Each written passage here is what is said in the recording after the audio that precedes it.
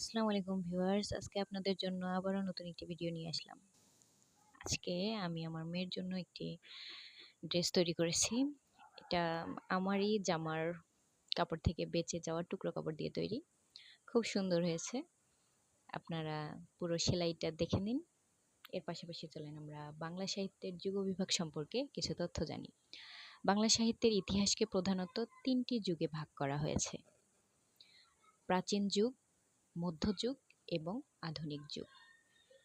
প্রাচীন যুগ হচ্ছে ৬৫০ থেকে ১২০০ খ্রিস্টাব্দ পর্যন্ত, সপ্তম দ্বাদশ শতক পর্যন্ত।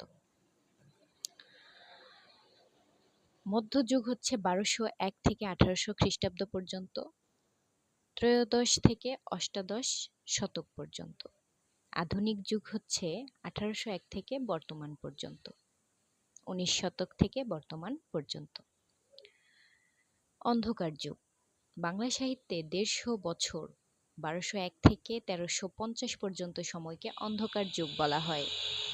এই সময়ের মধ্যে বাংলা সাহিত্যের কোনো নতুন সাহিত্য নিদর্শন পাওয়া যায়নি। অন্ধকার যুগে সাহিত্যকর্মগুলো হলো প্রাকৃত পৈঙ্গল। অন্ধকার যুগের প্রথম নিদর্শন প্রাকৃত পৈঙ্গল। শ্রীহর্ষ কর্তৃক রচিত প্রাকৃত ভাষার গীতি কবিতা। তারপর ছিল শূন্য পুরাণ, রামাই পণ্ডিত রচিত শাস্ত্রগ্রন্থ শূন্য পুরাণ। এটি ৫১ অধ্যায়ে রচিত। এটি ধর্মপূজার গ্রন্থ। এটি গদ্য পদ্য মিশ্রিত চম্পকাব্য।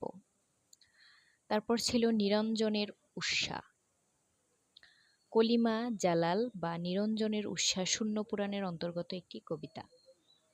শেখ শুভদয়া রাজা লক্ষণ সেনের সভাকবি হলায়ুদ মিশ্র কর্তৃক সংস্কৃত ভাষায় রচিত।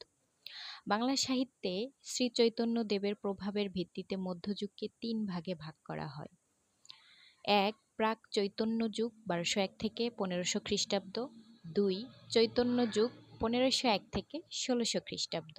৩. চৈতন্য পরবর্তী যুগ ১৬০১ থেকে ১৮০০ খ্রিস্টাব্দ। মতান্তরে ১৭০১ থেকে ১৮০০ খ্রিস্টাব্দ।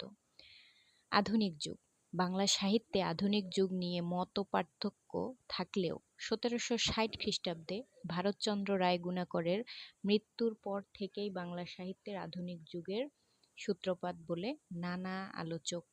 নানা সমালোচক আলোচক মত প্রকাশ করেছেন। আধুনিক যুগকে দুভাগে ভাগ করা হয়: প্রথম পর্যায় ১৮০১ থেকে ১৮৬০ খ্রিস্টাব্দ। ২ হচ্ছে দ্বিতীয় পর্যায় ১৮৬১ থেকে বর্তমান পর্যন্ত। আজকে এ পর্যন্তই থাক। পরবর্তীতে আমরা আরো কিছু তথ্য বাংলা সাহিত্যের যুগ বিভাগ সম্পর্কে জানব।